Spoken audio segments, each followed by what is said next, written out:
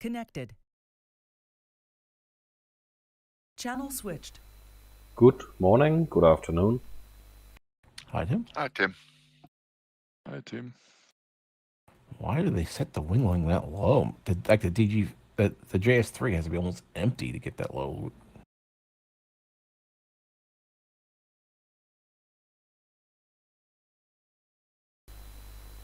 Yeah, I haven't seen the task yet, but It's 15 meter, but they put the wing loading at 45. So, wow. Yeah, the planes are going User to be joined almost your channel. empty. But the only Oh, wow. plane they can be kind of semi full is even the DG the 808 can only have half water. Okay. It is. Hi, Dennis. Hi, Dennis. You think the 808 would be an advantage then, John? Well, I think its wing loading at full loading is only 49, so it's the closest to its full load User entered your of all channel. the gliders, 50-meter gliders at this weight. But It has Thank you. It has a little bit of handicap advantage. well, there's no handicapping because it's one class. But Oh, I'm yeah. saying it's running closer to its design weight, though. All the other gliders are running way low on weight. It's the one. It's the one carrying the most ballast versus its empty weight. But yeah, without the handicapping, I'm not really sure how that works. You'd have to look at the polars. Well, let's see here. At 200 kilometers an hour,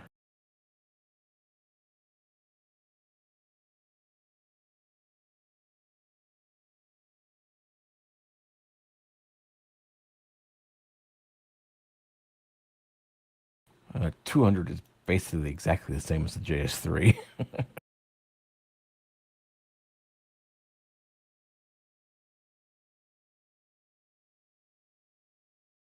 And the Dyna is worse than the DG. Oh, really?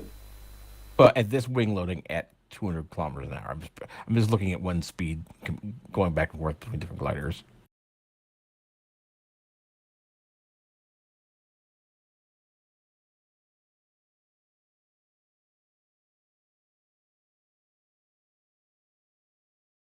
Yeah, as you speed up, the other ones will get a little bit better, but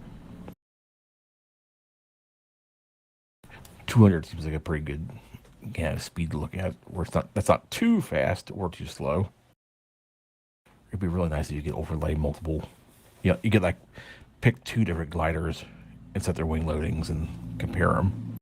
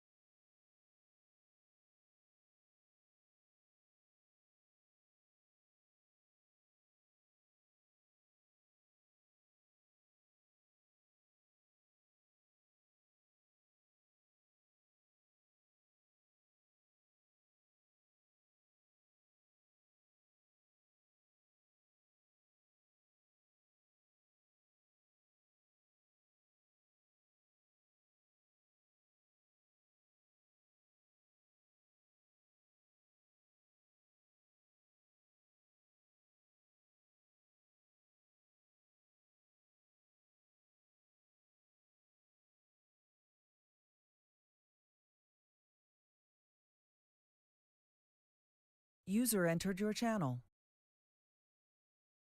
Good morning and good afternoon, gentlemen.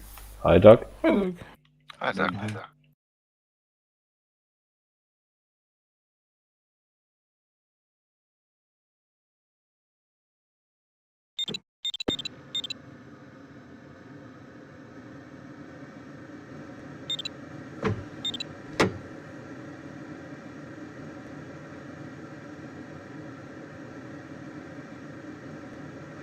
I got people turning both ways here.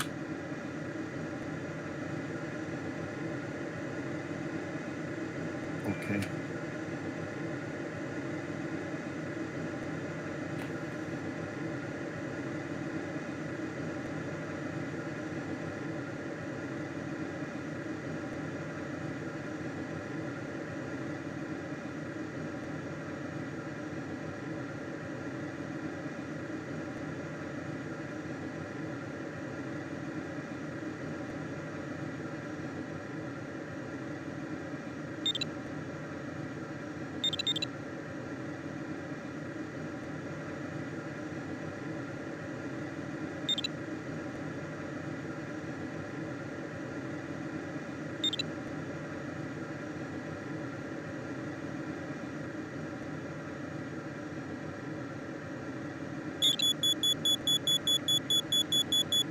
We have an assortment, Tim. Take your choice. Sorry, Bruce. But it's all good.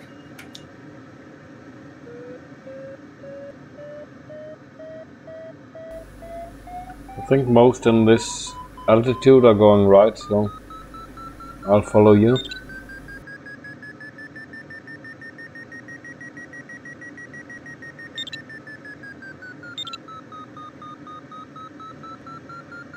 User joined your channel. Good morning and good afternoon, all. Hey, Mike. Hi, Mike. Hey, Mike. Hi, Mike. Hi, Mike. So maybe we should go left, Bruce, okay? Okay. I'm easy. I just don't know what to do when people are going both. No, that's quite annoying.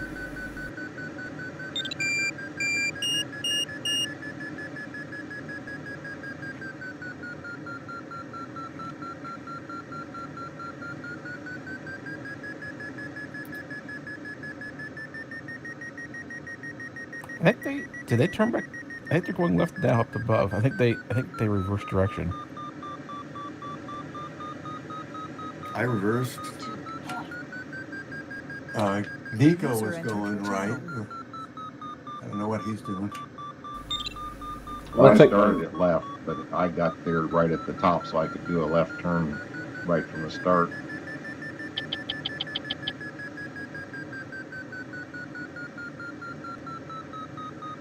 Yeah, there's still one guy doing right at least, according to the PDA. Yeah, I think it's Nico's the only one going right. Everyone else did end up going left.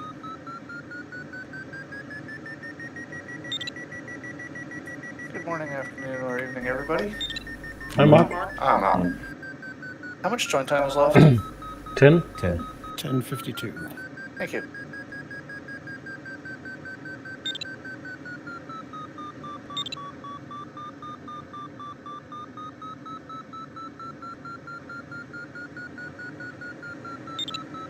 And then 3 minutes wait till the gate today.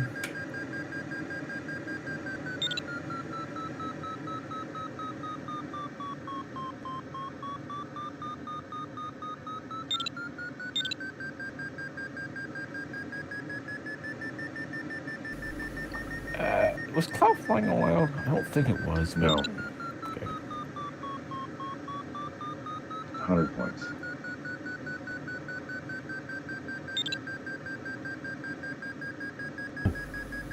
Oh, sorry. It's the Saturday tasks are the ones that have been weird. Yeah. The Saturday ones are the ones that have been like kind of turning into Sunday tasks.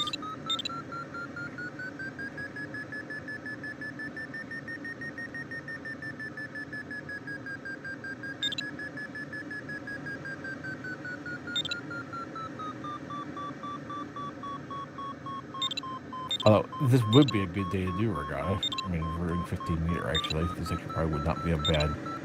It's easy to get the start heights quickly. And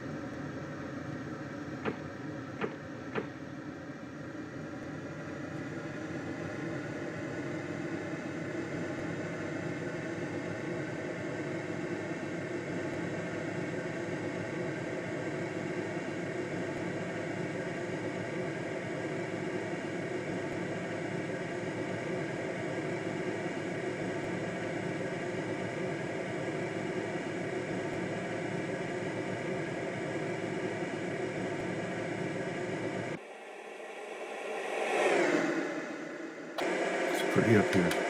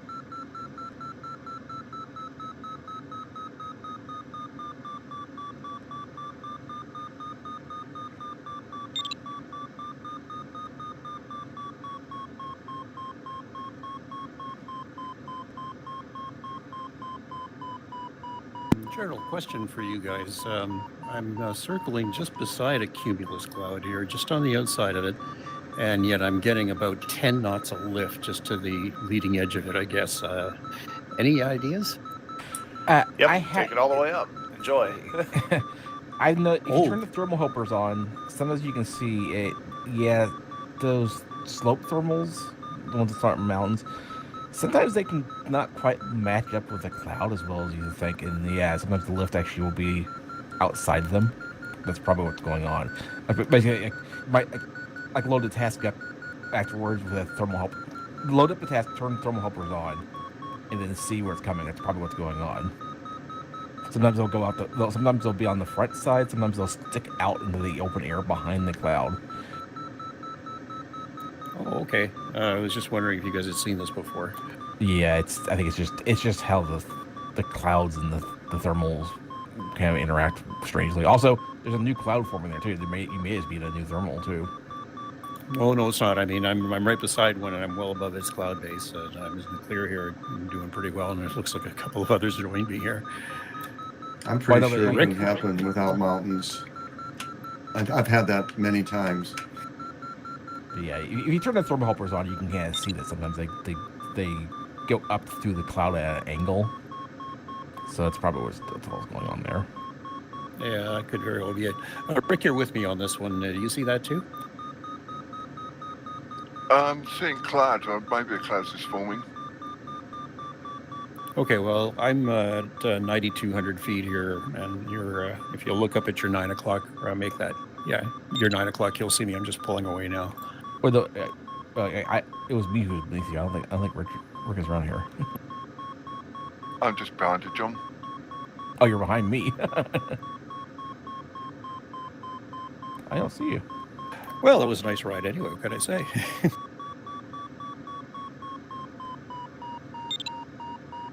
Oh, you're really right behind me.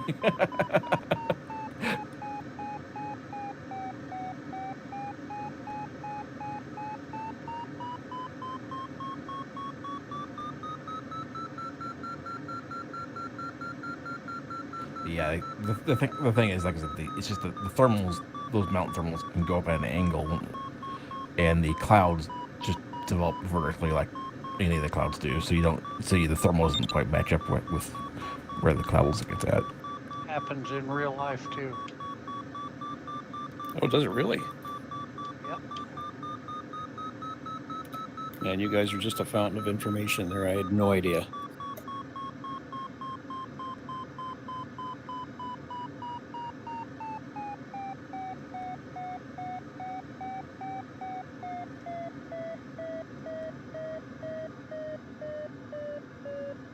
I really wish they would do occasionally have like easy mode tasks with thermal helpers turned on. I think that would actually help people. I have Okay. long thought that, like, just turn on the thermal helpers and put a high penalty on it so that people can do it if they want. They can't race with it. Well, But, I'd like, say I it's wouldn't an even put a penalty on educational it. tool for a lot of people. Well, I'd just make tasks that are like basically bigger tasks that have thermal helpers turned on, no penalty, so people want to see, so they can see and get a feel for it. And Well, But- I think you'd have to have a penalty on so that it's not competitive. But, like, there have been races where I've been totally getting my ass kicked and confused as to why. I'd love to just turn on thermal helpers and be like, oh, that's why I was getting my ass kicked. Okay, now that was a learning moment. I'm still not going to win today, but at least I learned something. Well, I'm just thinking it'd be really nice if you had something like that in real life. I don't know, some thermal helper goggles or something to say, go another 10 degrees right and you're going to hit a good one sort of thing. That would make life really nice. I mean, you probably could. But, I've been wondering, can you not do anything with FLIR in any way in real life? well, the flare's not going to see much because the air doesn't emit heat, so you can't really see Okay, it. then but- how about the things that can, like, essentially a radar that could spot bugs or birds going up? Yes, well, that's the game. I was going to say that, yes.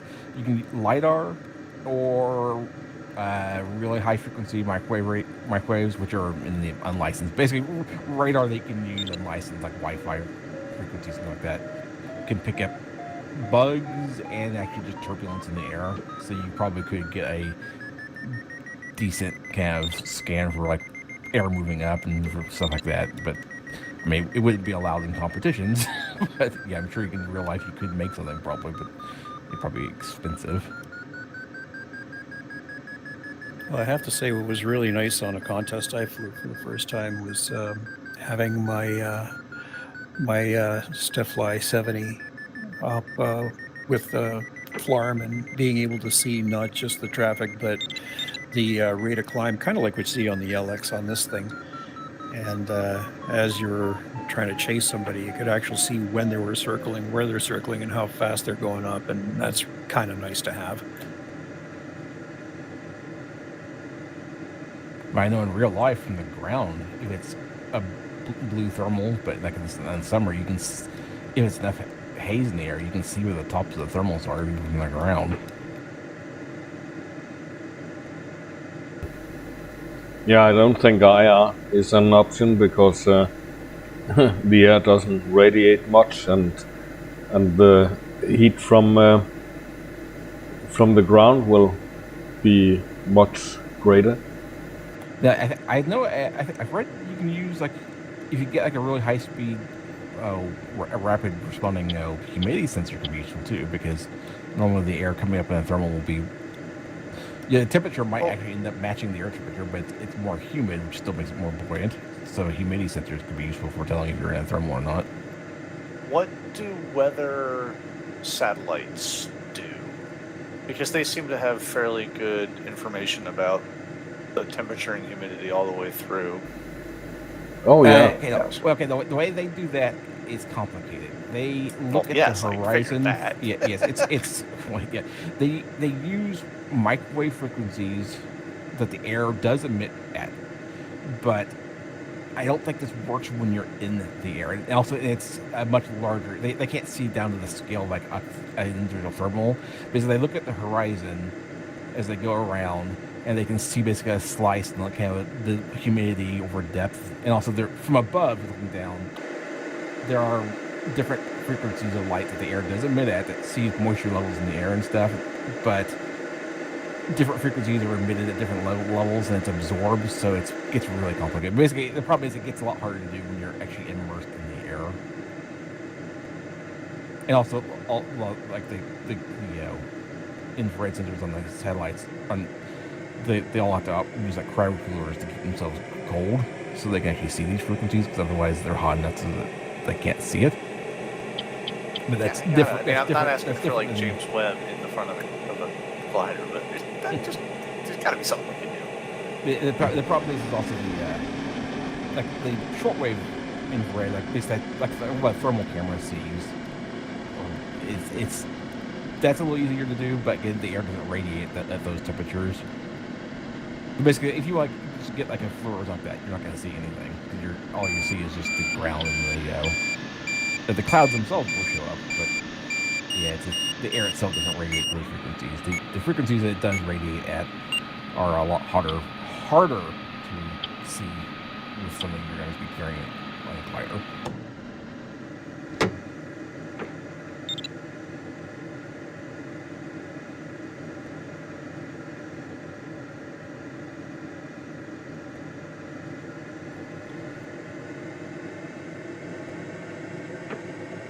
It would be cool though if you could see it. That'd be a. Imagine like sitting in a pot of hot boiling water, trying to see the boiling water columns and stuff. Ignoring the bubbles in it, but yeah, it's just kind of.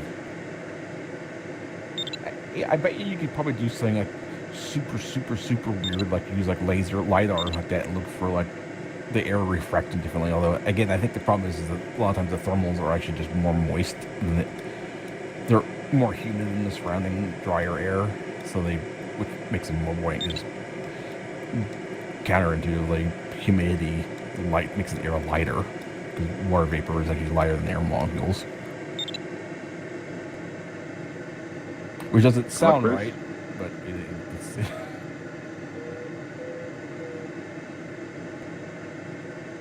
Well, that really strong thermal died right when we started. Of course.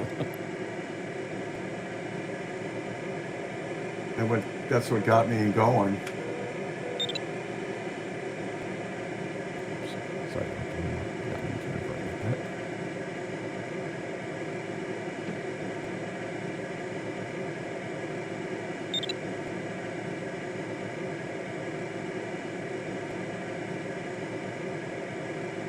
I almost took out CN.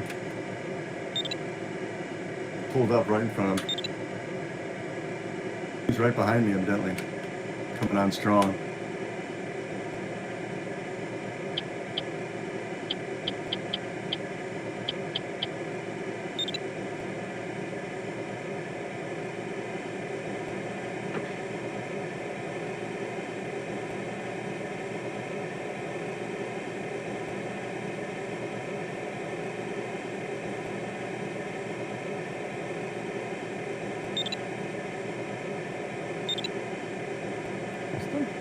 Good luck.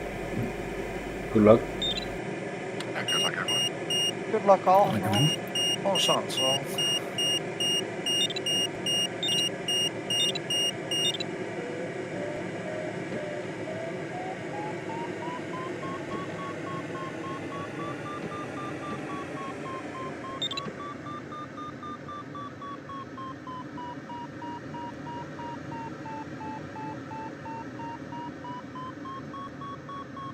Well, my objective today is to stay close enough to you guys to actually learn something.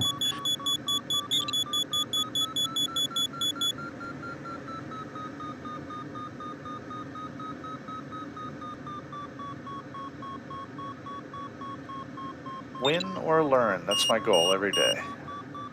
Good goal. Most days it ends up being learn. Well, that's the story of my life. I'm learning a lot, which is why I'm here. And of course, the company. I think you'll be shocked in like how quickly flying these tasks increases your speed.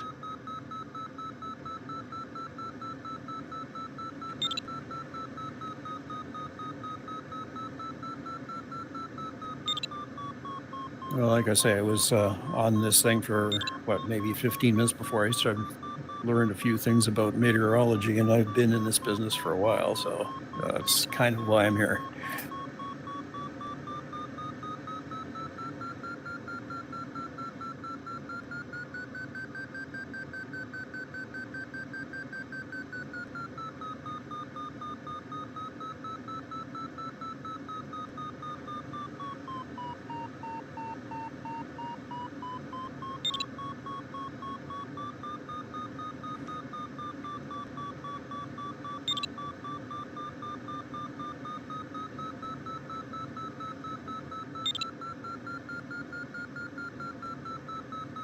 Wow, past that thermal, it's getting a little crowded.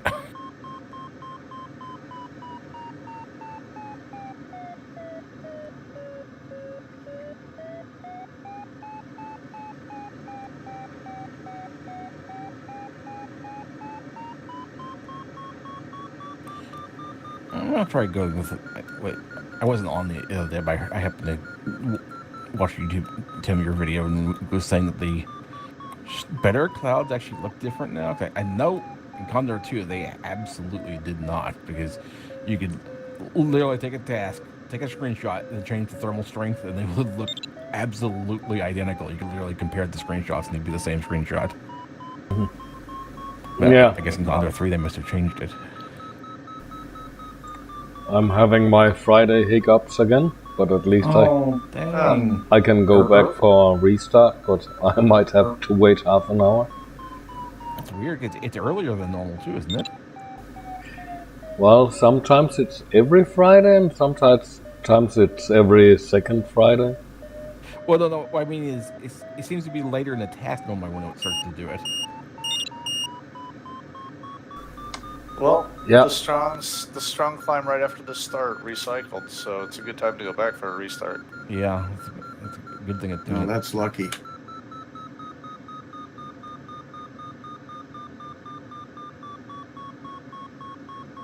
I wonder if if the timing on it will change when daylight savings time switches. Although, do you have daylight savings time where you are, Tim? You think of daylight savings? I was just wondering. I wonder what might change when that switches over. I don't know if actually. Yeah, let's see. Does it activate at a certain UTC time or a certain local time? Yeah, I'm not sure. I have no control.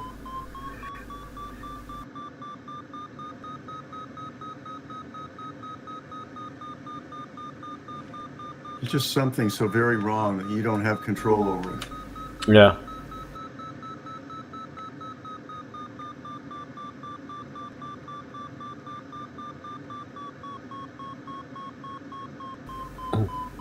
But it's also my work computer, so reinstalling Windows would be a huge matter for me.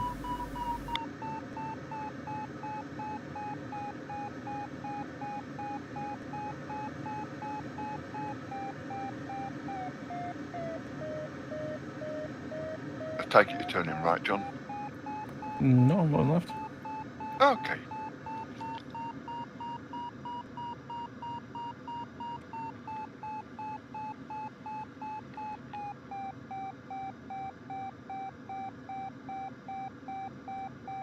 You can really throw this GS3 around with it so light. It's really different.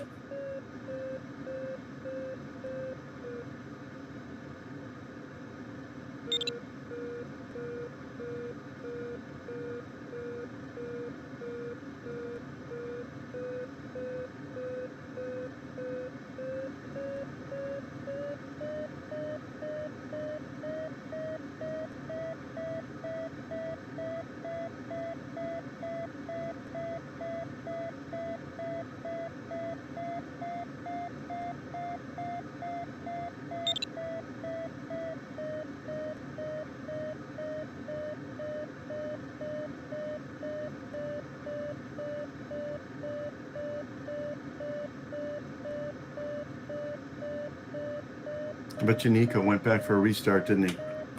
I don't see him. No, he was climbing he was climbing in the cloud I was in. He's almost at cloud base already. I think I'm tail end Charlie today. I don't really see too many people behind me. Yeah, I think it's 6 kilometers is the view range. Yeah, but I mean the tab menu shows not many people behind me.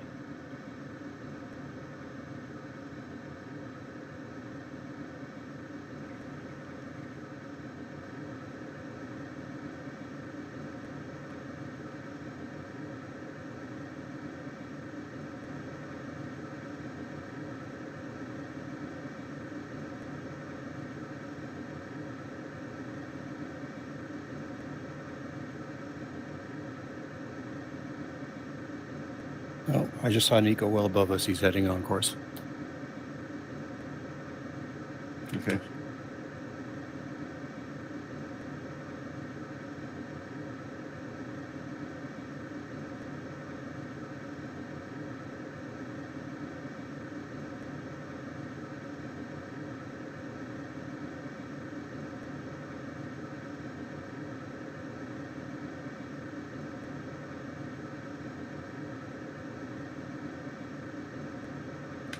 Cloud wasn't very good he was in, but I don't know. He must have found it better than I did.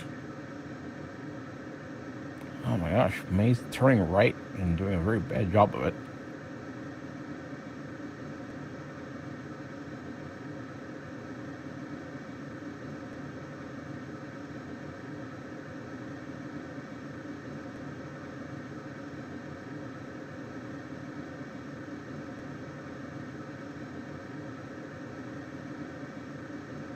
Oh, freeze up.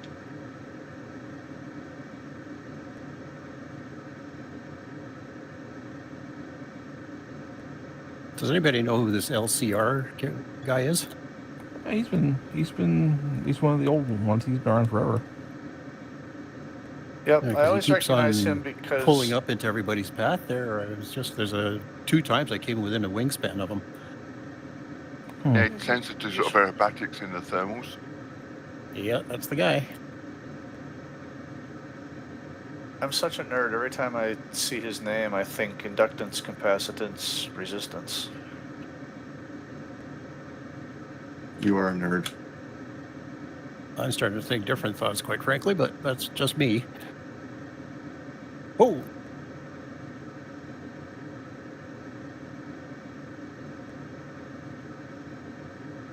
I'm about to join this fray. Hopefully I'm below it.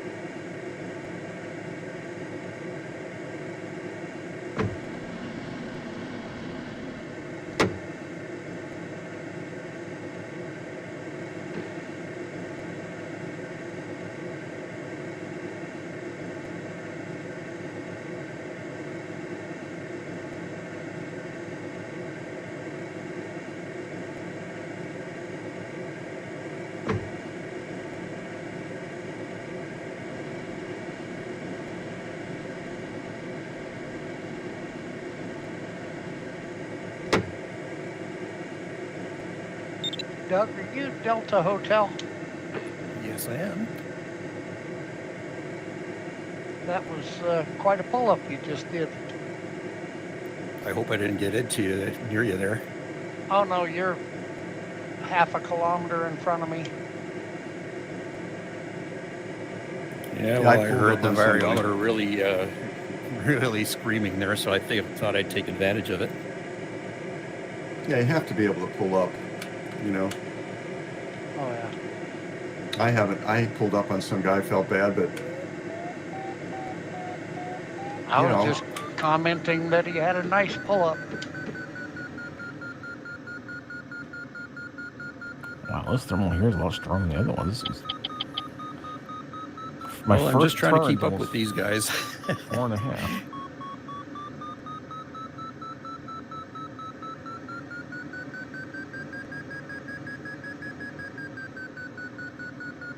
Jeez, yeah, this is way stronger than any other thermal I've seen so far.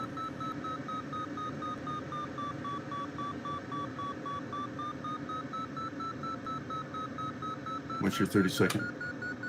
4.7. It was the one you were in, or it's one that Nico and Wiki was in.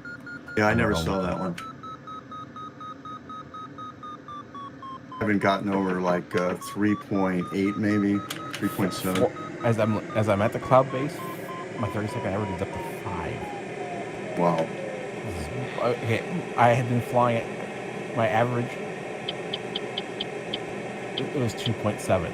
Had been my four thermal average. Yeah, I'm still 2.9.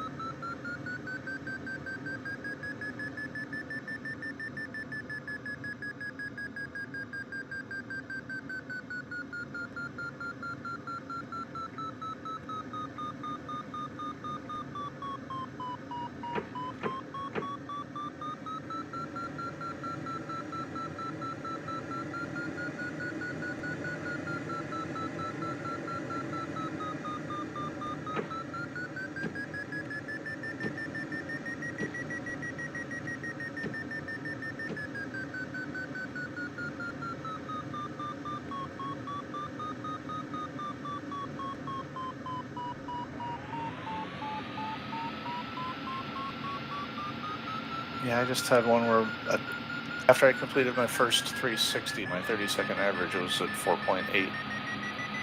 Wow. You gotta like that. It was intended to just be a bug cleaning turn, but it was a very effective one.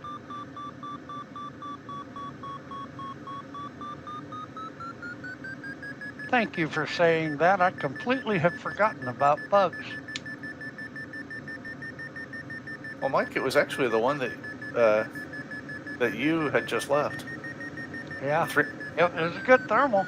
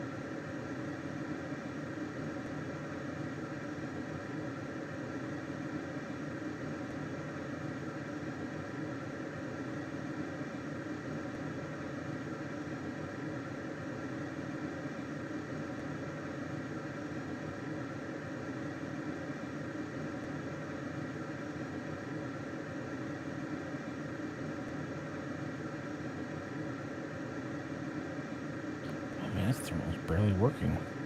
It's only 5.1. Oh, pfft. Dude, why are you wasting your time then? Flaps up, nose down, get going. What?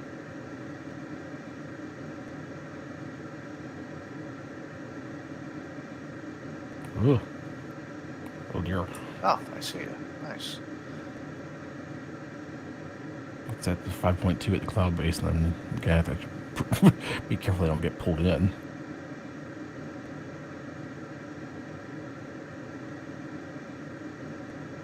Well, it looks like there's a good street right behind it too, so no need to leave at cloud base.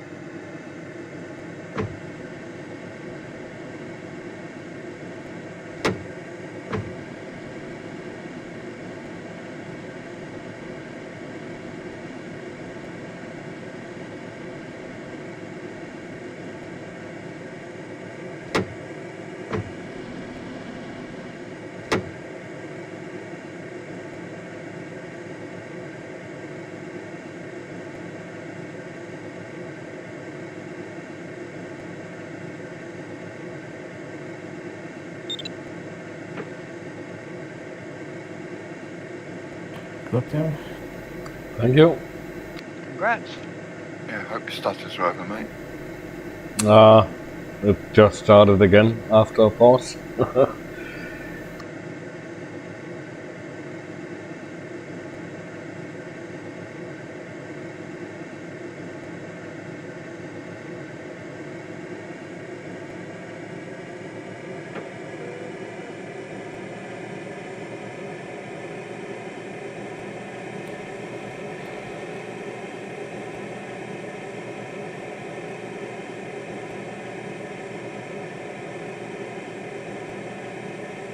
In the new weather zone.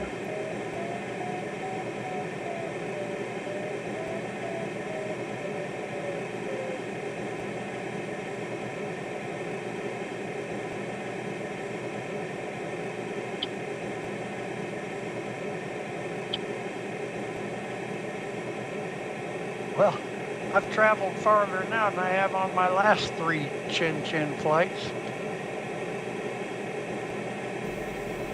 Well, that's progression, Mike. Yeah.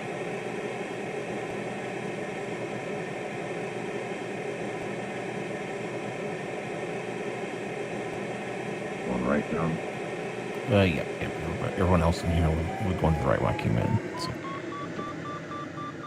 they've all left, but you know.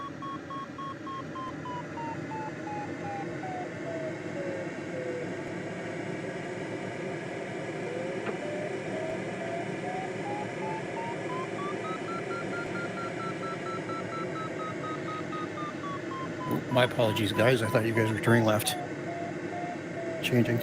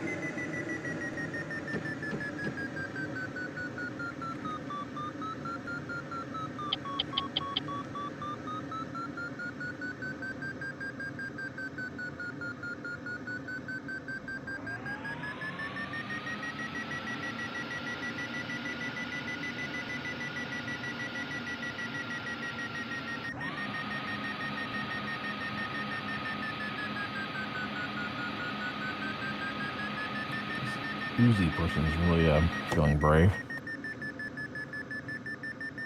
UZ1, sorry. Yeah, I looked at Yeah, I my... saw it. They're flying a Diana. Is that the? Well, I just looked at my flight computer and I saw that someone is just in front of me and 770 meters lower. I was like, okay. Yeah, it's a name I didn't recognize. They're flying a Diana, so I figured new pilot. Hope they're enjoying their experience. He had a name I don't recognize either.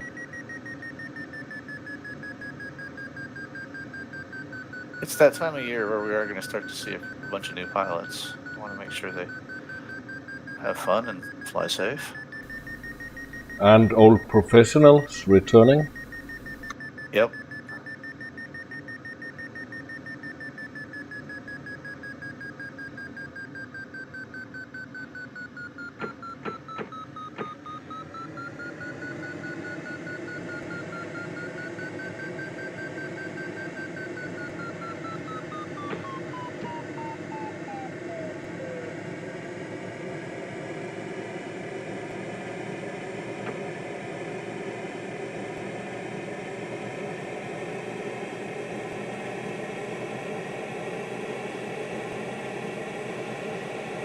Last year we had to fly on the Grand Prix, also the Diana. Is that this year the same?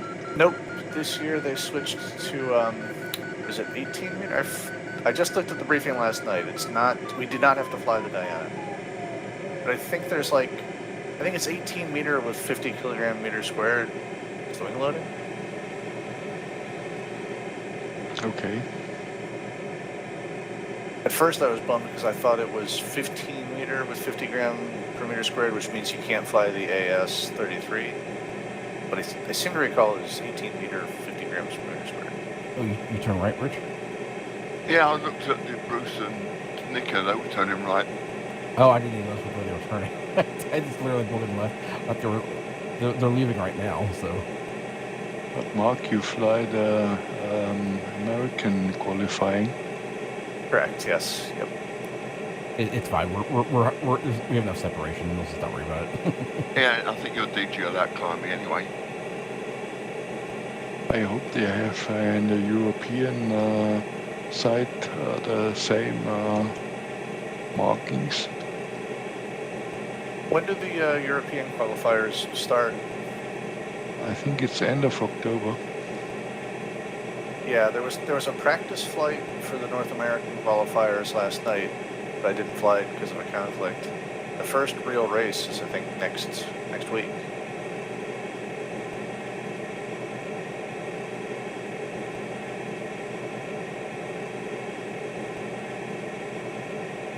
Oh, I know where we are. I'm not used to seeing this location from this height though. That big quarry down there is a very distinctive landmark. Elsenenners. Oh, now Ensberg and Kipfelker. 6 meters per second average. This is ridiculous. I'm not complaining. Well, that's good, because there's plenty of sink on my way. I must have picked the wrong line. Holy smokes.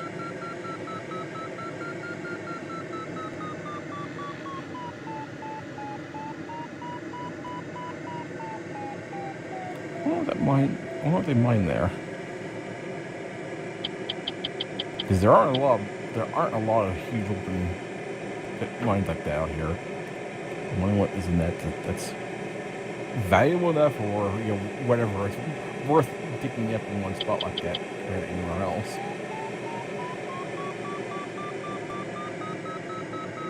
Marble, maybe? Well, that was very quiet. What was that, Rich? Maybe a marble? Yeah, actually, I kind of thought about that. The color kind of makes me think that. But I don't know.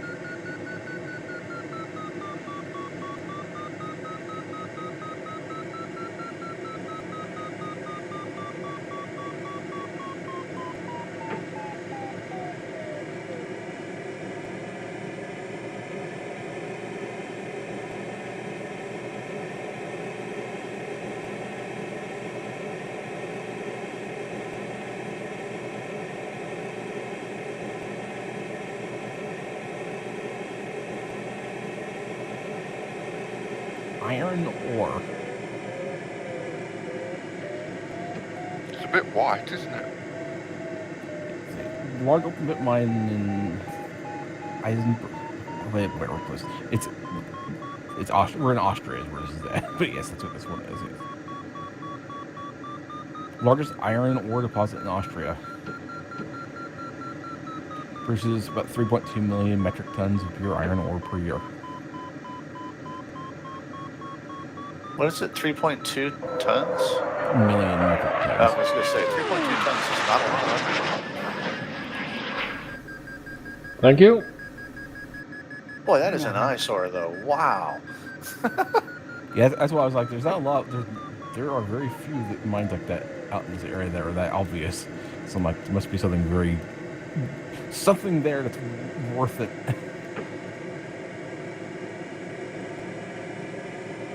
Oh, it's fine. There's a couple of these spots.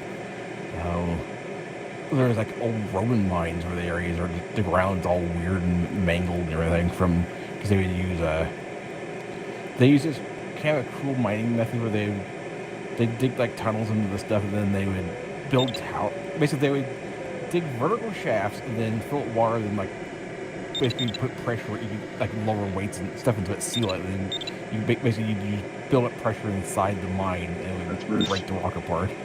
Fracking. Congrats. Yeah, Congrats, basically, yes, Roman era Congrats, fracking, Bruce. basically. Correct. So I can Go. and stuff.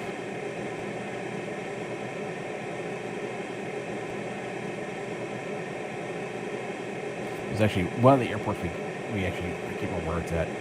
There's actually specifically modeled in the AA3 as it's like a really kind of it looks kind of like a Badlands style of rendition, but it's not actually natural.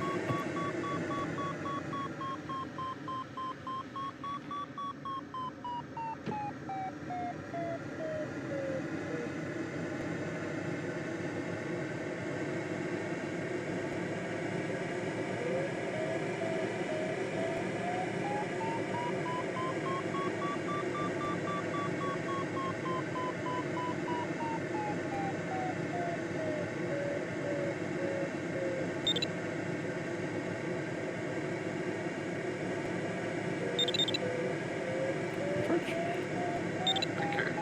That's Rich. Congrats.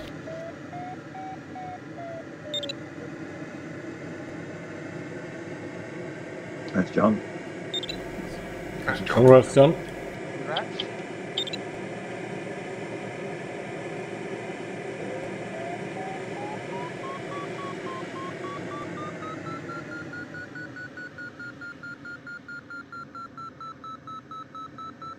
I'll slow down a little bit actually, just because I'm worried about being a little bit low when I get to this next hill.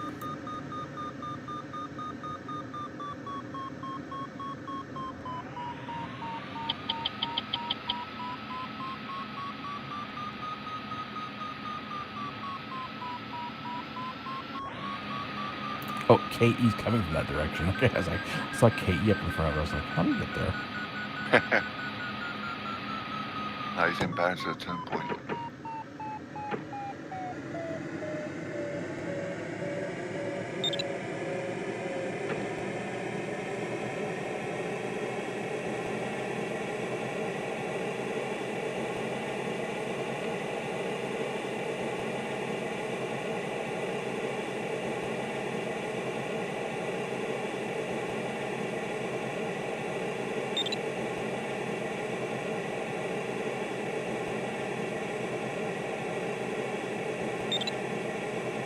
Oh, yeah, I know where we're at. We're heading down towards Graz.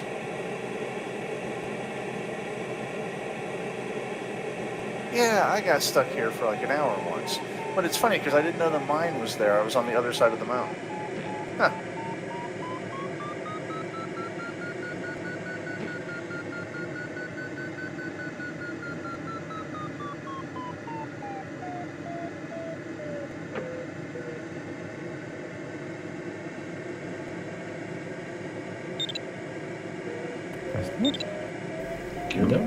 Congrats. Done, Doug. Thanks, guys.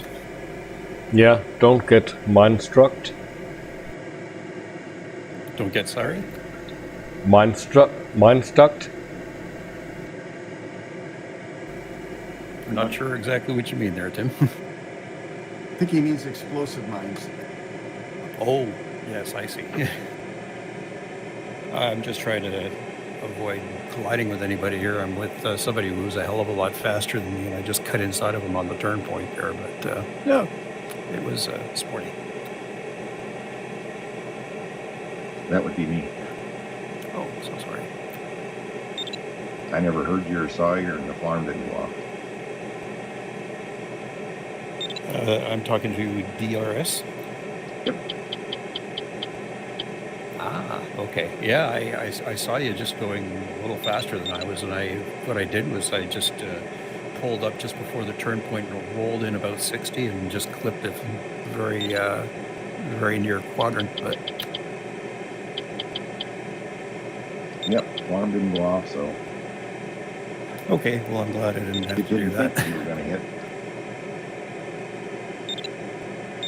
Well, I'm flying with the LS, and what I did was I really zoomed in a lot so I could see my approach and how fast I was going to be hitting it, and I kind of timed it so I just clipped the very edge of it. Lucky, I guess.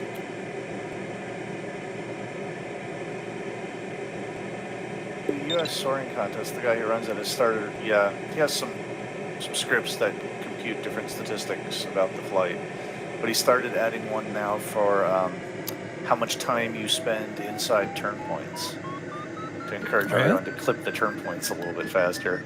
And it's kind of ridiculous. Where like I'm trying to think about how I can save like 1 more second by turning the turn point just a little bit tighter. But I noticed last night, like I almost missed one because in my zeal to get it turned tighter. Well, I got to say, it looked like it did its job there just for a second. I mean, I was behind and I just pulled just slightly ahead. I'm sorry, DRS, your name again? Dennis. Oh, Dennis, hi.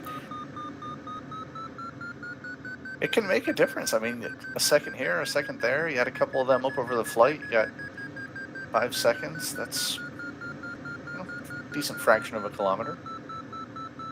But make sure you turn not only the waypoint in the PDAs, so also in the Condor. No? That's the problem. Jeez, thank you. Killing me. Almost 3 meters per second. That's netto. I don't even want to know how fast I was going, actually losing.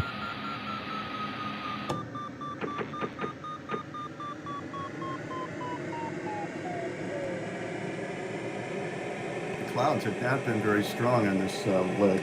Yeah, I know. That's what I noticed. Nico's doing the same thing. He's kind of just pushing on, hoping to get to anything at this point. Yeah, I think it's going to be a mistake much longer. Yeah, once you get into the zone, we're about to go back into the high wind zone though, and it'll be perfect on that ridge. I think I've got a decent blue one here. It's over, I think it's close to 4 at least. 3.5. Yeah, I don't know. Right about ridge level with not getting too much wind or lift. Yeah, I'm at 4.2 right now. Very nice. I got to take one of these weaker ones. I passed up. I was in a couple of them and I left them. I didn't even. I was just looking for a ridge lift. What little ridge lift I could get so I wouldn't be in sync, and just ran into a blue one.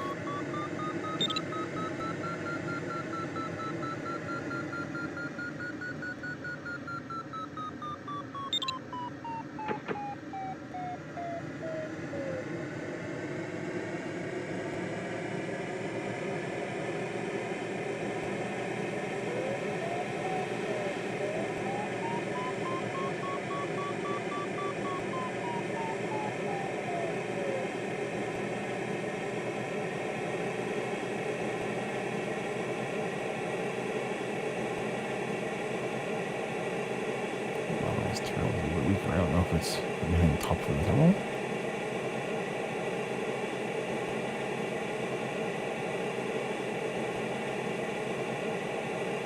It's still going.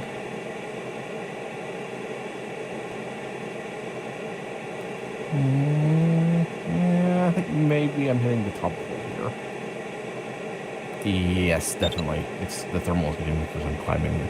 So I think I've climbed up to the top of it. I'll move on. That's Andres. Congrats. Yeah, merci. Okay, Cassandra.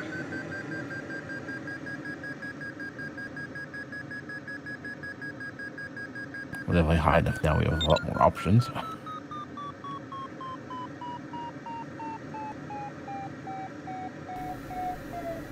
Alexander? No, I'm just using Kutasa and the standard PDA.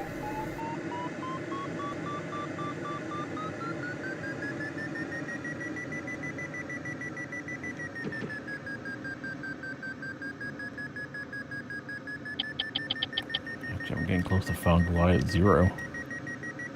I'm not gonna slow down that much, but so we got a pretty good ridge here. That might actually be worth just kind of flying along. Yep, final glide at MC0 is when I start shifting my mindset. It's a very convenient point to start thinking about. Not necessarily flying slower, but definitely thinking about it.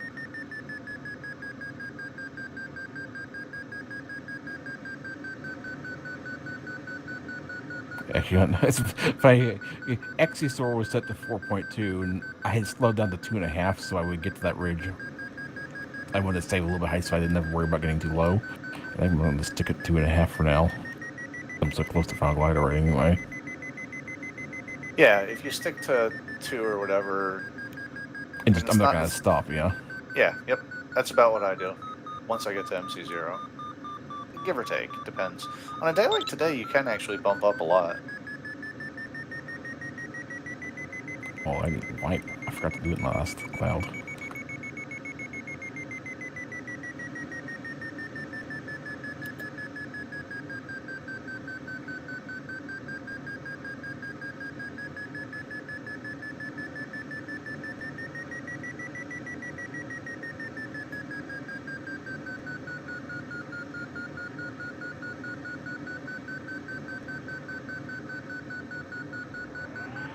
Alright guys, about to barrel right through the middle of your thermal.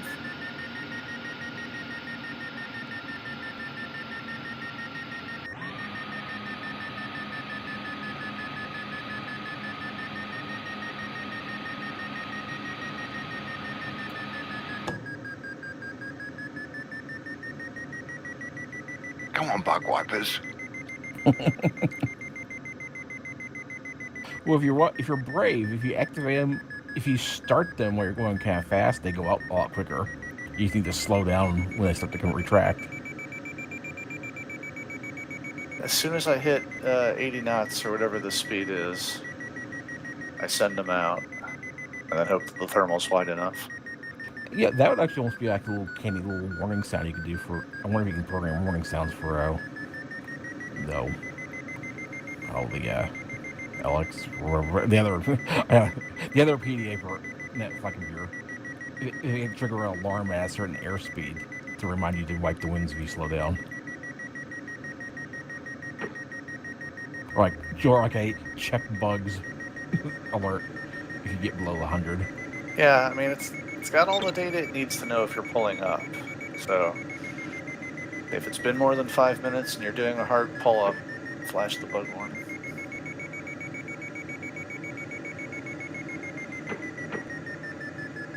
Or just make like bug wipers with carbon fiber cables and everything so you can extend at any speed.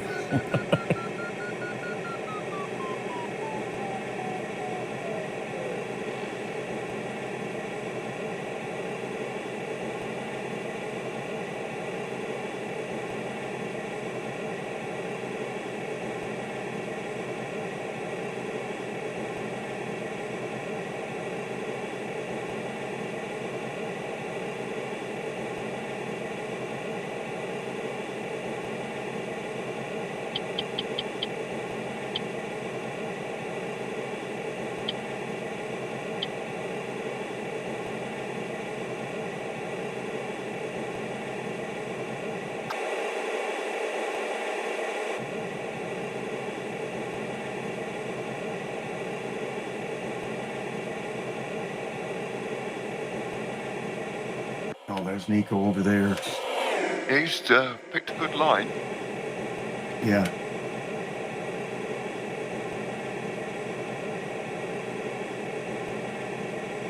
He was pushing ahead really low. He's obviously covered really well.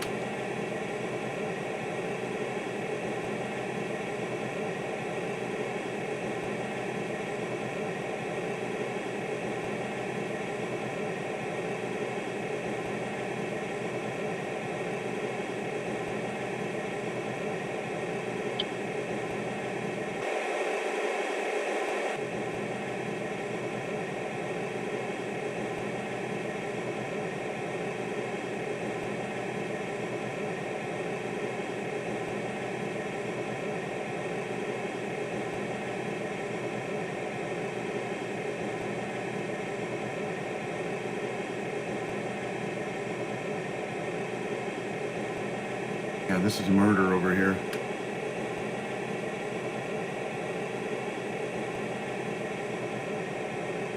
I need to climb for the last leg.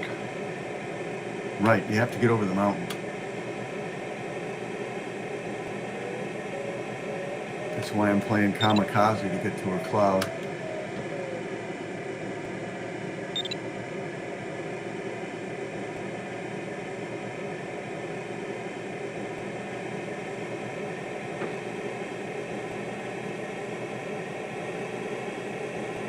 God.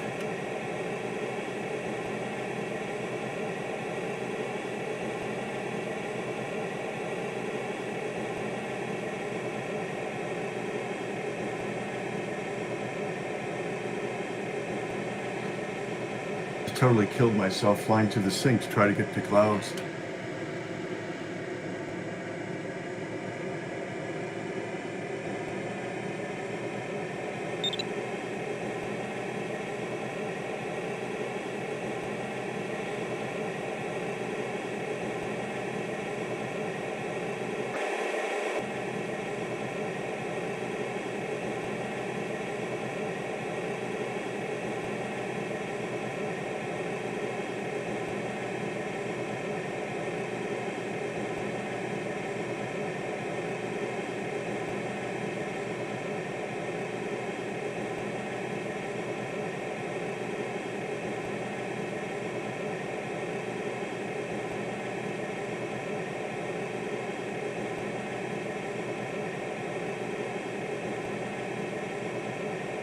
Make sure you go over mountains.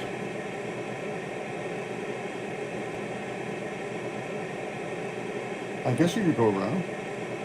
Yeah, that's what I was gonna do. I was not gonna go and try. I mean, if I'm high enough to go over again, it'd be nice. But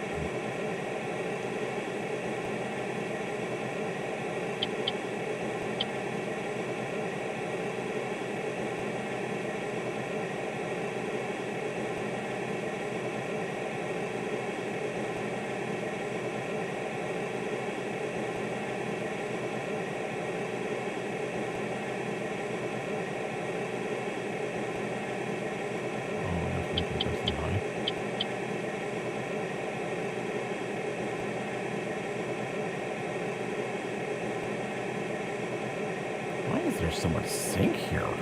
There were no wave settings. Man.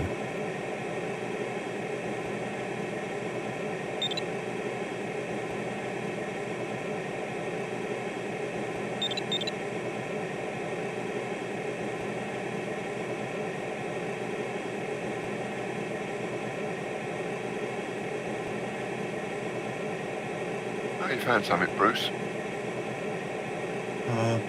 3.9 on the 32nd.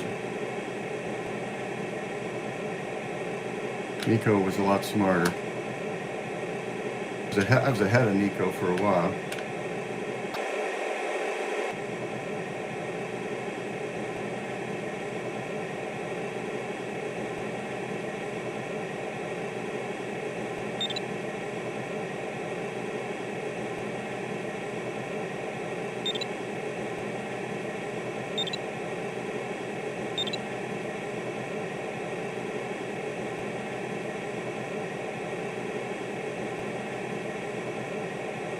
Man, I don't.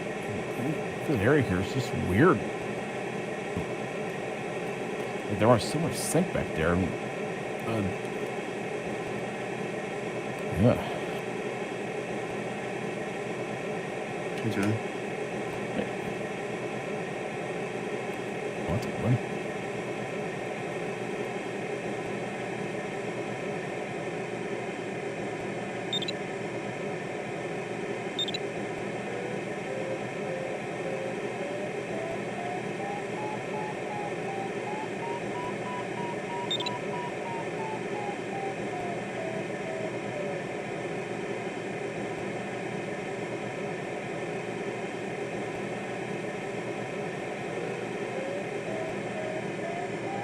Well, this thermal felt good for like half of my first turn, and then it feels like crap now.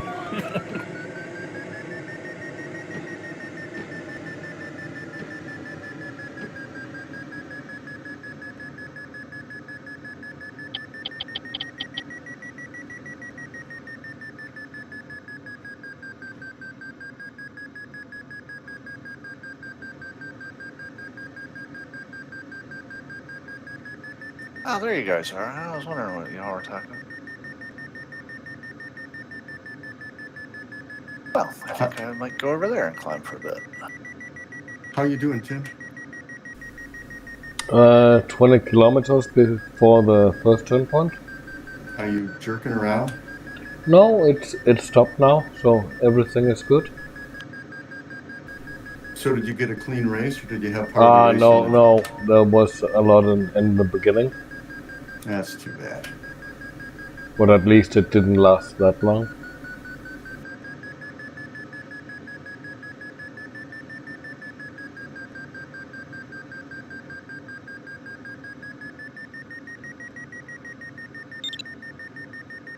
That's John. Press John. Congrats. Congrats, John. But you guys shouldn't wait up for me. I'll be late. I'm waiting up for you. Oh, thanks, Mike. Well, to be honest, it's not on purpose. Oh, I thought you were a true friend.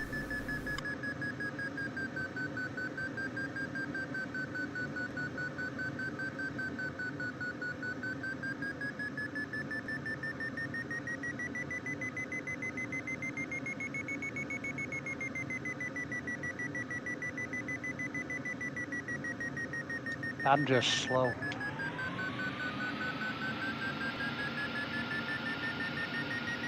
I resemble that remark.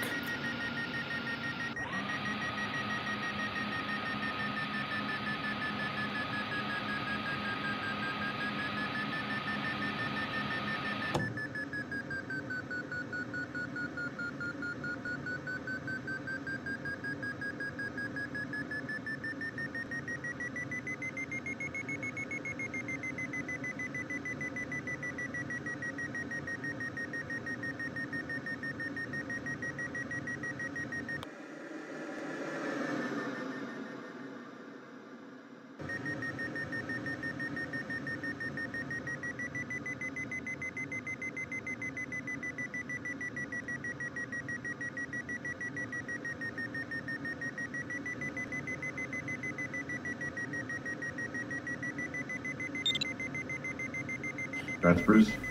Congrats. That's Bruce. Thank you. Congrats, Bruce.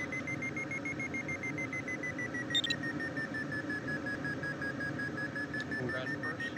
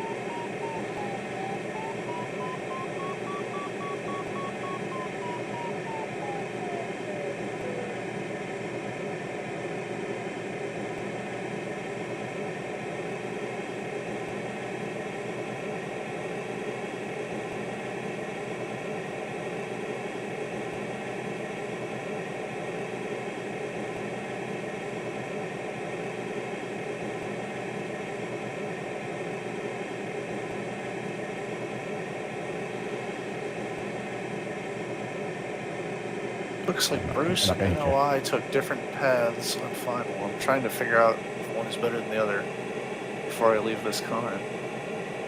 Well, Yeah, I think if you go right to the top, you can go straight.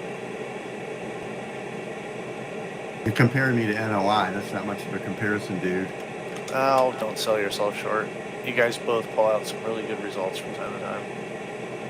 I don't know which one of you is more consistent. That's the thing.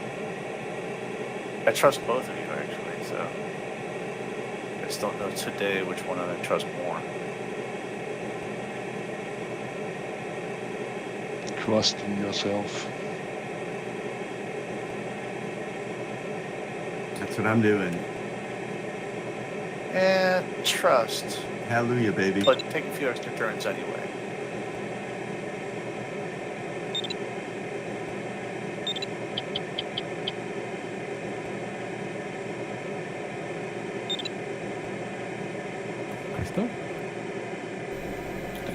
Congrats. Congrats. Congrats, Doc. Thank you, guys.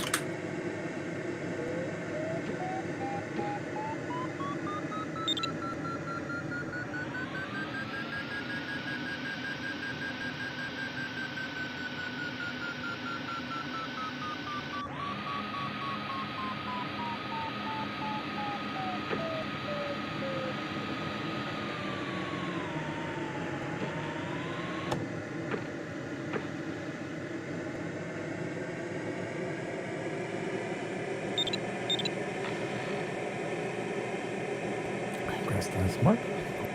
Congrats, Dennis and Mark. Congrats. Congrats.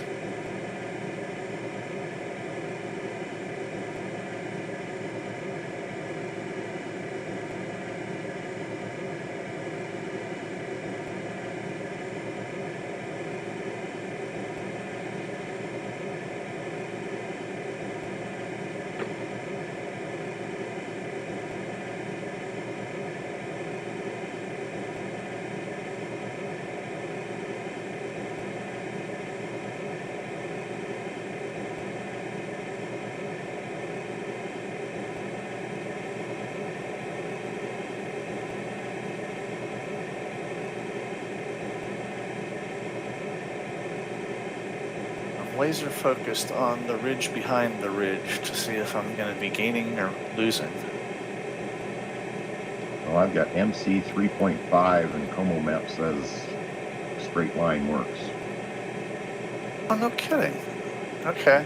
XC Soar is kind of on the fence for me, and actually, you know what? I'm at about the same. About the same. And surely we can bump what's just Surely dead we can online. bump the clouds. Yep, that's number 7 on the t-shirt, I think. Well, and we can always dump off to the north. Yeah, we can go to the right if needed. MPT ahead of, I'm not sure that he can clear.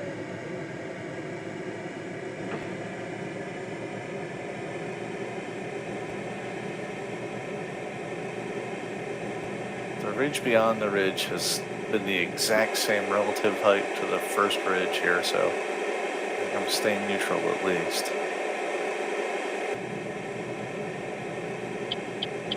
We'll lose our big tailwind over here in about 5 kilometers.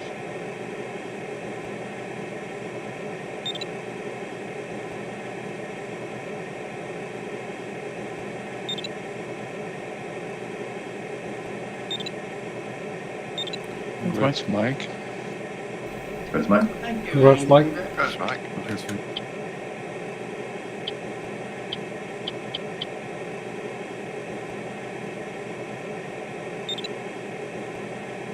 I think.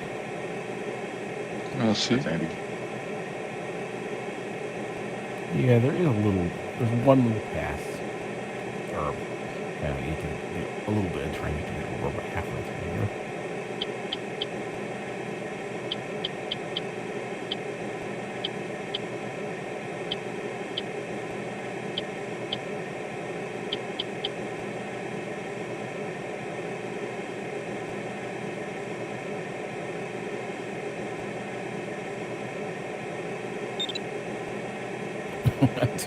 So Exustor has the thermals marked from when we started over here.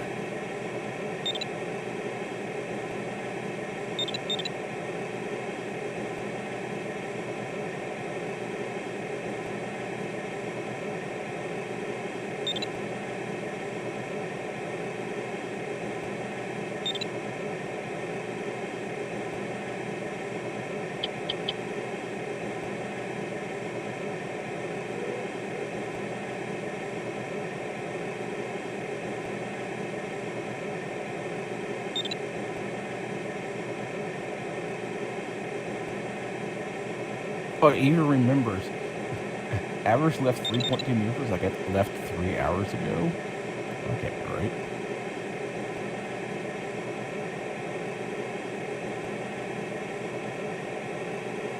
Or it just rounds it, I think.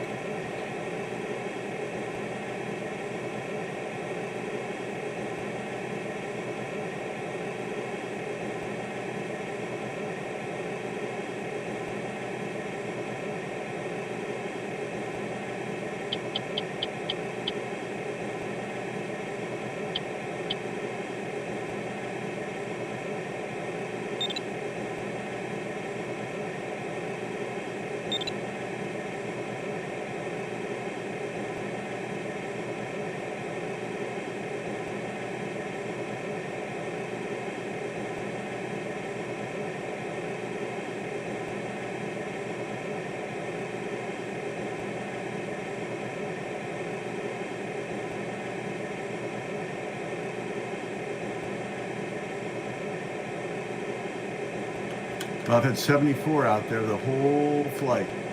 It's been right about there. Here it's Nico. Oh, God. I was with He's pretty Nico. Wow.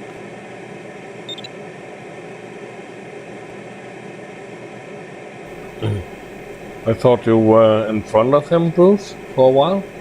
I was faster for a while. But, you know, then I stopped for a thermal. He kept going low, and that's it, man. Nico happens, man. Yeah.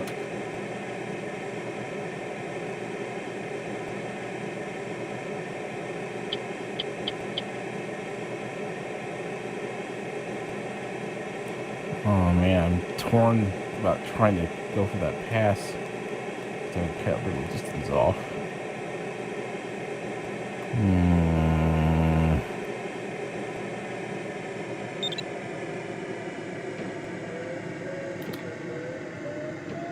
I'm going for it. There's ridge all the way up to it, and the winds should be good. The wind's from the right direction. And I can see over it already anyway, so as long as I don't lose anything.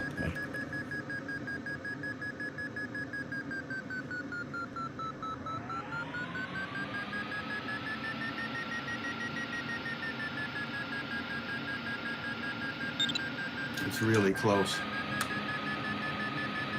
Really close.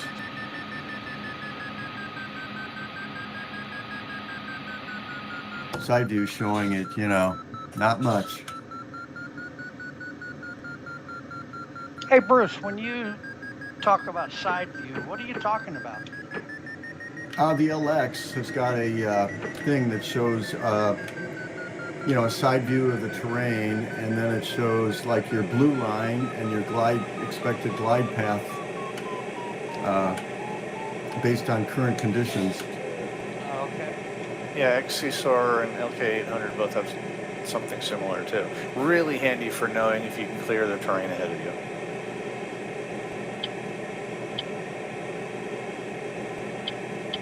Or if you wonder what's on the other side of a ridge.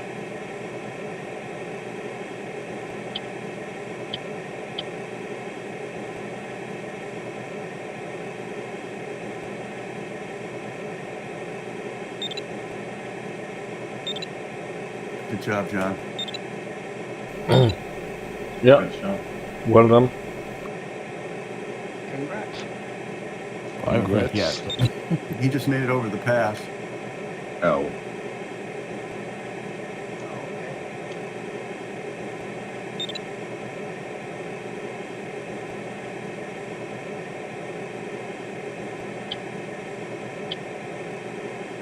See, it would have been faster just to go around at higher speed, probably. Well, this is the first time I've hit V&E. Yeah, the way it's faster. Rich is gonna be slightly ahead of me now. Yeah. It was worth it. I'm still no, I don't feel bad that I did it because until someone tries it, it might have been better. Package. Yeah. Congrats. Thank you. It's usually faster to go around. Hey, I finished the task. Yay! Hey, nice. The mountains are safe another day. Oh, yeah. Congrats, Rich. Congrats, John. Congrats, John.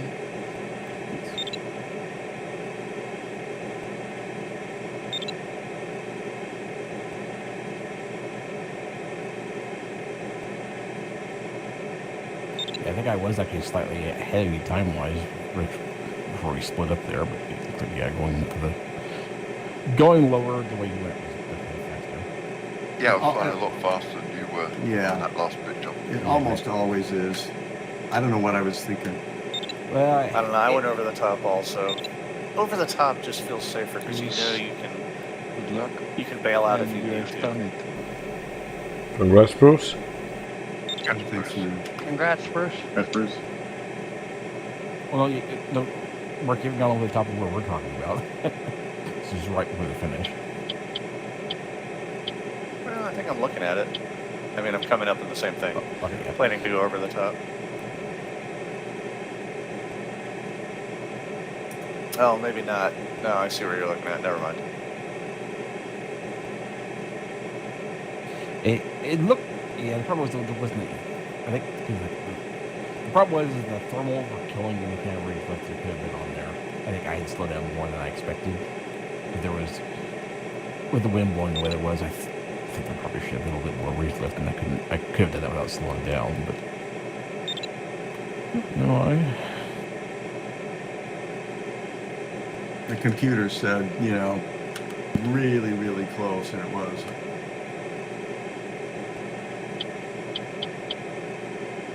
No mistake.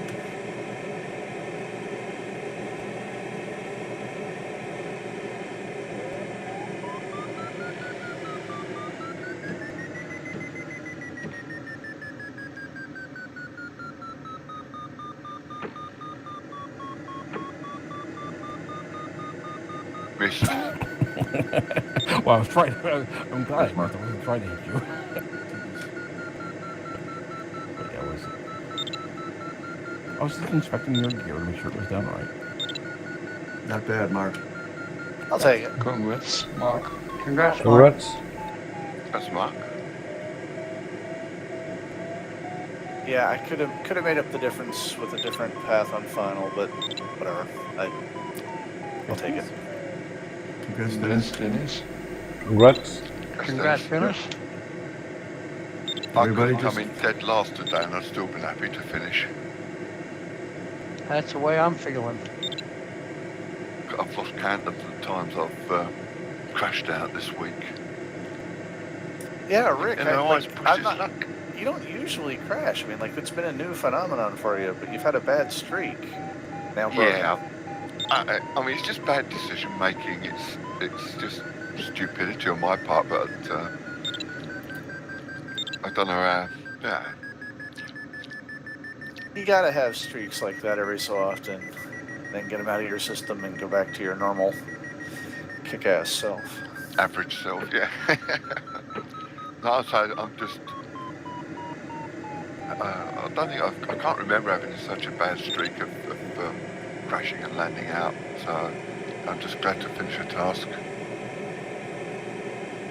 It's the gliding equivalent of, was it the yips in golf? I don't know golf, so it's a Yeah, foreign language.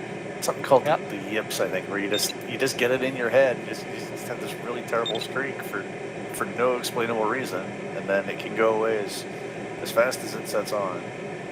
That's exactly what it's called. Yeah, it's surprising how much it affects me. You know, when I cock up like that, it really puts me on a downer for a while. But, like, you don't look at the tab menu. So it's not like you're hyper-competitive by default. Fascinating. Looking at the tab menu, it's not going to make me fly any faster, so I'll just fly my race. It totally motivates me. It's one less distraction. Yeah, I stopped looking. I didn't look at it once the entire flight. No, I'm always looking at it. Because it just, like, if I know someone up ahead is really pushing it, I don't know. It gives me whatever mental push I need to go out there and hit it hard myself.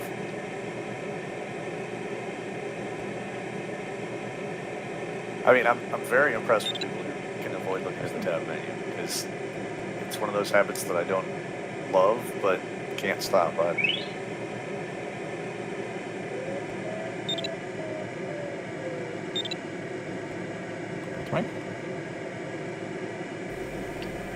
Congrats, Mike. Congrats, Well done. Mike. That's fine. I'll see you guys next time. All right, cheers. Hey, have a good afternoon.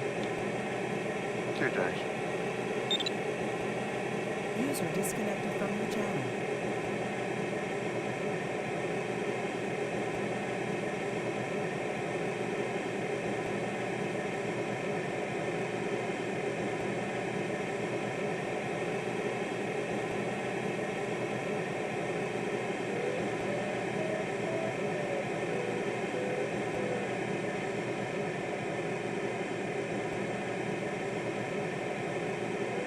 your average looks pretty good. As I recall, my average when I was 120k in was 140 even. Okay. But I'm only at 2100 meters. Oh no, Doug, you must have finished really too low. Oh well. Unless you had them from the beginning, I didn't see if you had the penalty points to start with. I didn't look the entire race. I don't know.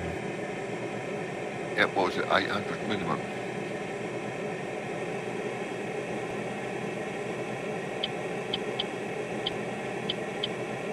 I had to do quite a big pull up just before the line.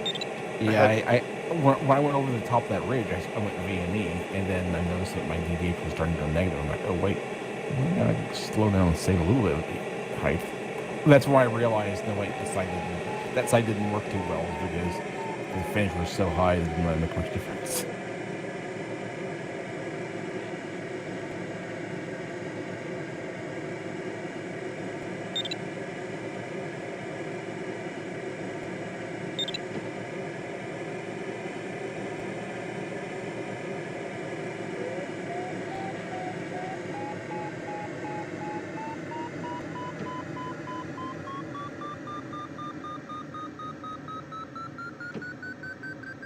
I think I spent most of that flight trying to catch Bruce and Nico. I would catch occasional glimpses of you guys, and I was trying to run you down, and it never happened. You left a bunch of thermals right when I was joining them throughout the entire race. I hate that when it happens. Bruce, I'm outside your cockpit. We could be twins. It's incredible. Our pilots look identical. Wait, I'm confused. If I'm reading these gas pumps correctly, regular car motor gas is more expensive than aviation gas?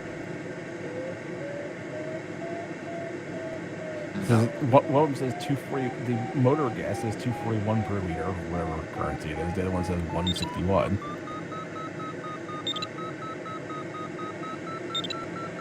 Yeah, but how long ago? Yeah, good question.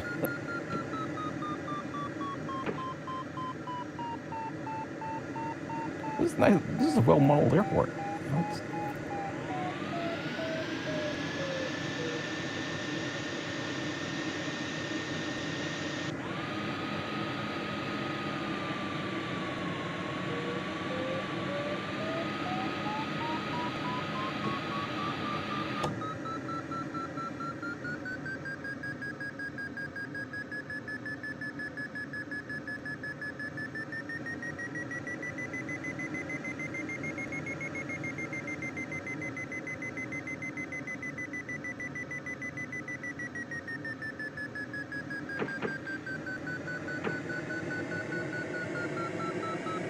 I like this task though. This was actually really nice one. What's the thermals are surprisingly strong.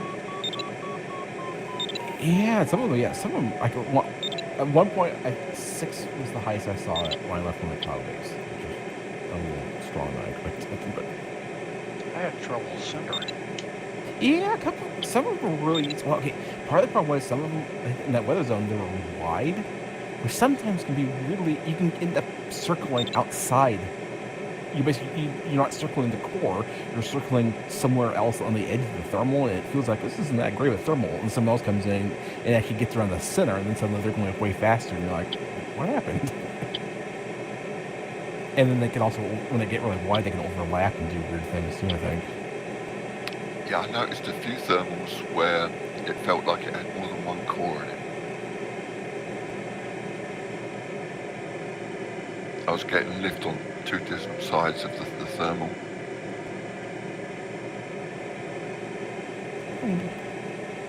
I was in one, I was going up, I don't know, 3.2, 3.3. I was pretty well satisfied with it. And then I saw Conrad right beside me. He was going up like a rocket. I moved over just, I don't know, 50 meters, and Dang, there it was. Yeah, that might have been like the really wide ones, because those really wide ones are really tricky. I've done that so many times where it feels like you're center, but they're so wide that it's kind of hard to tell that you're not centering it, and then someone else comes in and centers it better, and then you're like, oh, I wasn't even in the middle of it.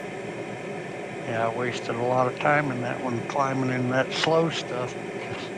Because I was almost at cloud base when I saw him going up so much faster than I was. But also, then you get the ones like the new thermal starts, on the same location. So someone down lower is climbing faster than you are, and it's like, what's going on? And then the cloud starts dying, and the new one pops up inside of it. I've seen that a couple of times.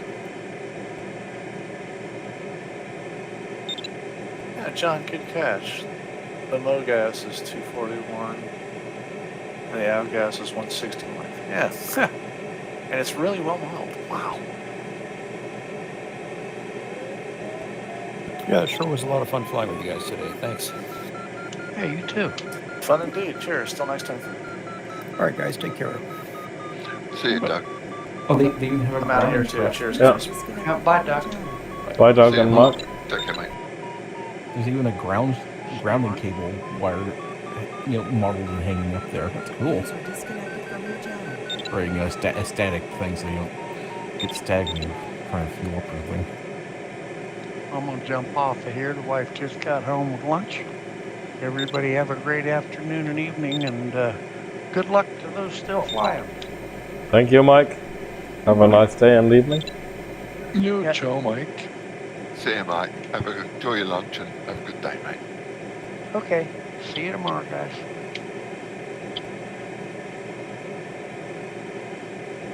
User disconnected from your channel.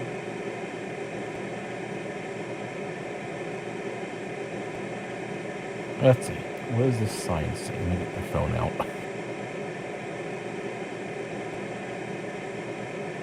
So I always say also bye-bye. I have to go to lunch with my wife outside. And bye-bye, Joe. See you, Andy. Ciao, Andy. Bye-bye. User disconnected from your channel.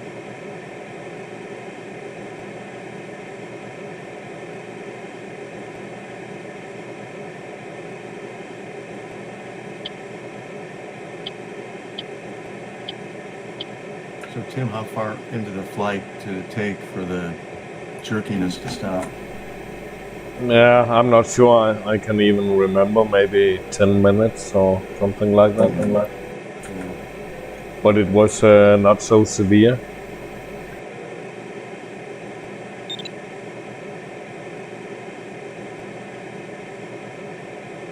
Really strange that it wouldn't be less severe or not severe, one day to the next. Yeah.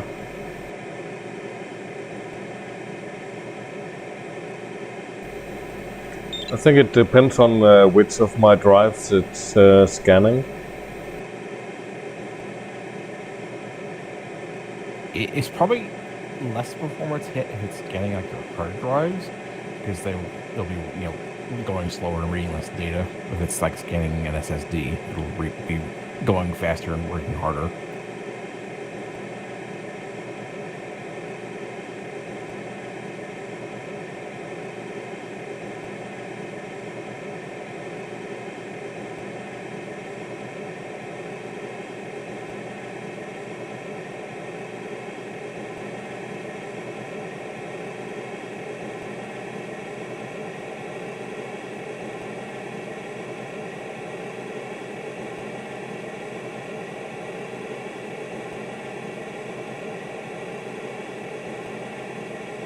Refueling with the engine running is prohibited. Connect the grounding device before refueling.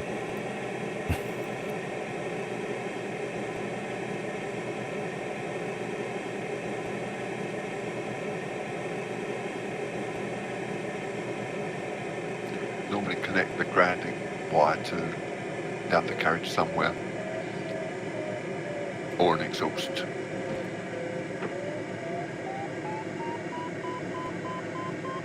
Exhaust pipe's a good one. They actually have the sign there? Yeah, it's on the at the Get the external camera and go look at that roof. I am. I'm looking at it. I can't get on the right. Can't get close enough in the right direction. Okay, wait. It helps having track how you are helps. So put my camera there and turn around. Oh, that's right. I got the VR.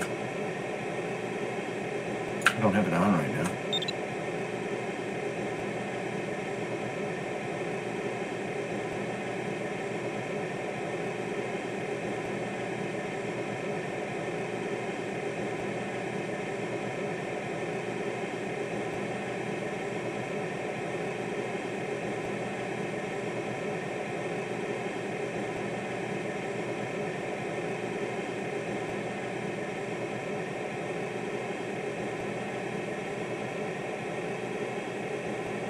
Been a bit of a lonely flight for you, Tim.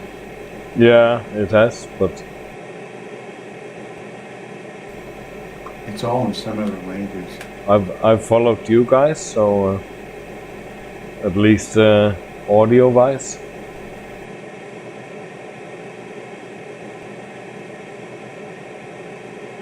Also, that's weird. Look at those. Okay, in the opposite direction of where the fuel stuff is, there's some buildings floating in the air.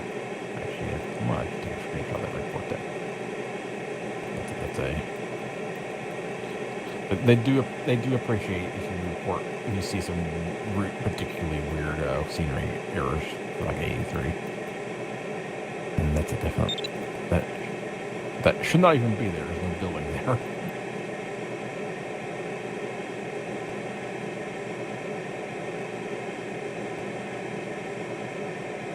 Ones do you see floating then, John? Hmm? Which buildings do you see floating? I need to figure which way I'm facing so I can get my compass direction. Okay, I'm facing west. Okay. It is due east of us.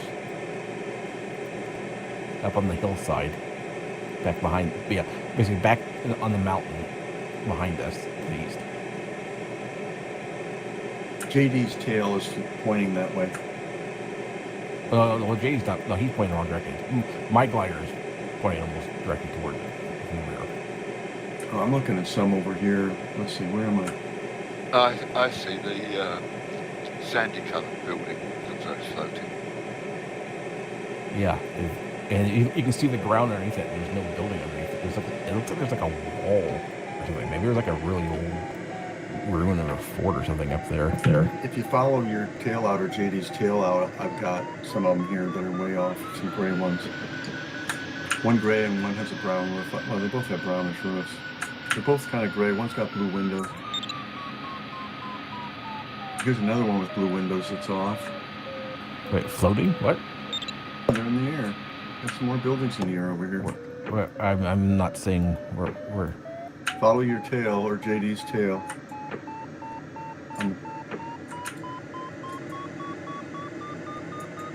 I see kind of a square, a rectangular building with a hole in the middle of it. But it actually does extend to the ground. Yeah, the one that's got like, it's almost like a T. It says blue windows.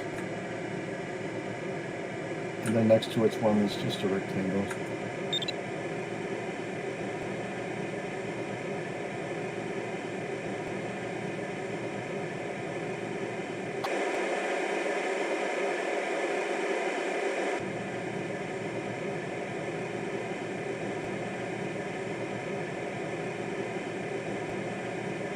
It's like there's a, behind JD, the road that's perpendicular to him, and there's one that kind of lines up with his tail. And you go down that road, and it's on your, well, if you're driving down the road, it's on your right. The last two buildings on the road before it takes a hard right turn. Oh, no, well I'm out in that. I wasn't even looking at this. You were talking about in the city. The thing I'm talking about is not in the town. This is outside up in the mountain. Oh yeah, I'm in the city here. I mean, the whole apartment building or whatever is up. Yeah, this is up in the mountain. There's literally a building that's floating way up in the air.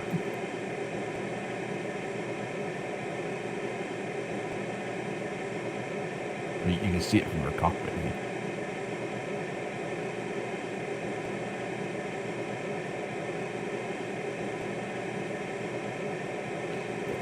There shouldn't even be a building there. I'll have to take a screenshot of that. And considering the number of buildings and objects in this scenery map, I think he's done a fantastic job with it. Yeah, it's using like I think OpenStreetMaps and stuff. So I think sometimes some things get marked as a building that like wherever that is there.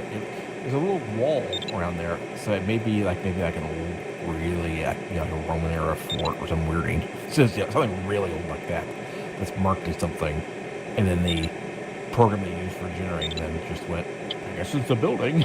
They put a building there. What do you think? There's like 1 million buildings in this map? Gotta be a lot. Buildings and the wind farms and the cables and the chairlifts. There's an awful lot on it.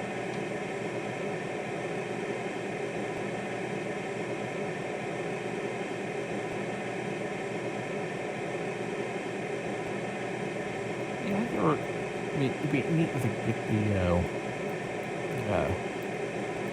cables or something like that into the farm database so the farm warms you at least about them.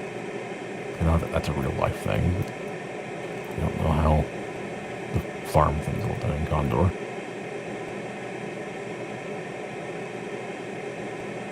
This landscape is just fantastic. I mean, we are so lucky that DGT put out the effort. Really, something special he did for the community. Yeah, really. I mean, I could fly just this. I mean, I know a lot of people would like to change, but there's so much on this thing. I have fun every time. And there's still large bits of the map that we haven't flown. We don't fly much out in the western end of the outrange.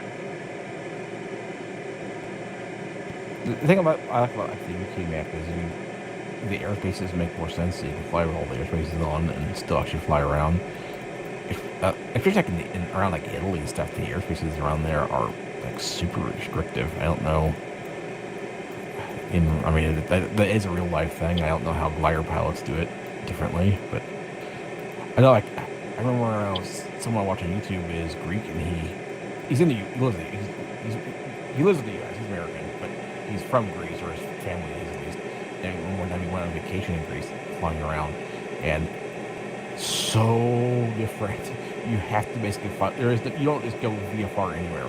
If you want to go VFR, the way you would think, you still have to file a flight plan and be in contact with theirs. Because you can't just go flying around not talking to air traffic control. You always have to have at least the equivalent of flight following and the flight plan. And I wonder, like Italy, maybe can have similar, but I don't know how that works with gliders. Yeah, when I used to fly in the UK many years ago, we had so many exemptions for gliders that we could go into areas that nowadays they have to talk to ATC, and they're like, well, we never used to have to. Yeah, because you can't really expect a glider to maintain its altitude. No.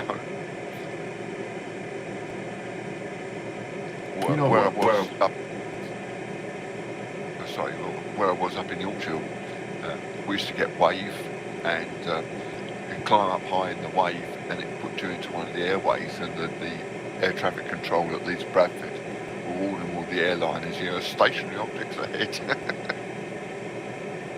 Because we'd parked facing into the wind on this wave path, effectively ground speed of about 0.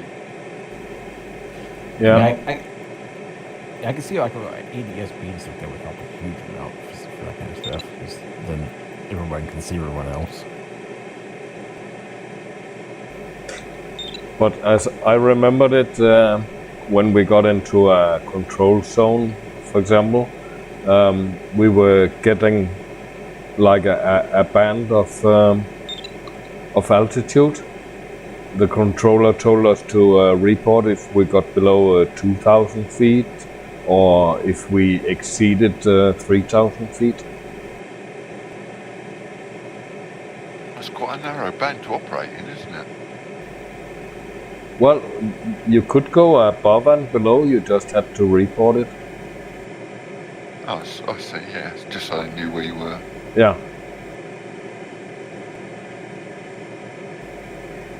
Because we had no transponder at that time.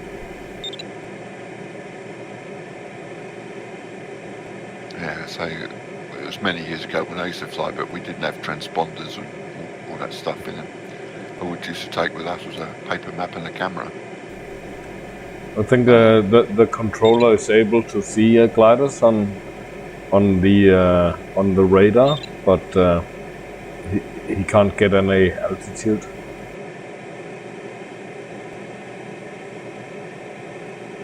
So yeah, it was an old transponder. It wasn't a Mode C or a Mode S transponder.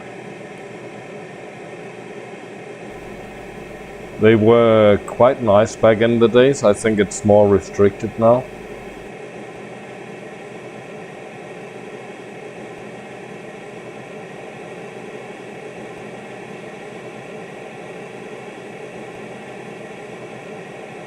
Tim, do you have your data backed up My data backed up? on your computer? Is it all backed up? No. Oh no, really? I have so much data because I'm making videos. Well, yeah, but you get an external hard drive, a lot of terabytes, and I got a fair amount of, my photographic collection is huge. You're talking like 60,000 photos. So you're not backed up. I get why you're so worried about stuff. You can do a reinstall on Windows Defender. You might do that. That's really safe. And there is, if you were backed up, I don't know. If you're not backed up, I don't know. But there is a repair on Windows that's, it doesn't really do anything. Thank you. It doesn't take anything out, really, of your data. No. If you're not backed up, wow, you're a business and you're not backed up, Tim. Yeah. That's true. Real men don't take backup, they just cry when everything is gone. Yeah. I got this backup program called SyncBack by, I think it's Moon Software or something. I've used it for decades over many operating systems. Very, very nice. And I just back up to a external hard drive once a day. And I've got a copy of it in my closet in a waterproof container. I've got a copy in a vault in a bank. Wow. Yeah.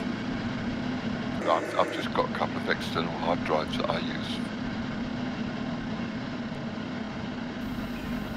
I also want it so that if someone comes in and swipes the computer, the drive stays, Yeah, but you're right, Bruce. I should make a backup, and it's not really expensive to buy a big external hard drive today. Yeah, and there's some really good software out there, and then you could try stuff like that. Repair is really safe, and it might take care of it. Well, Windows Defender would zero right in on it. You can do a reinstall on Windows Defender. It's actually in the Windows Store or whatever. I know I had to reinstall it on a machine once. Oh, really? Yeah. Yeah, I had to reinstall it once. I forget what I had going on. It was with my wife's. I bought her a new one. I screwed it up somehow.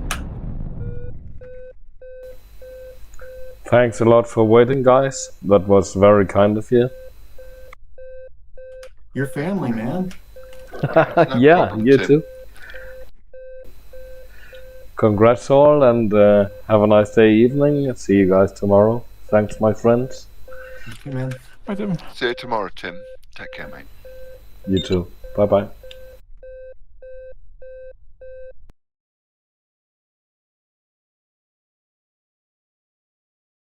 Disconnected.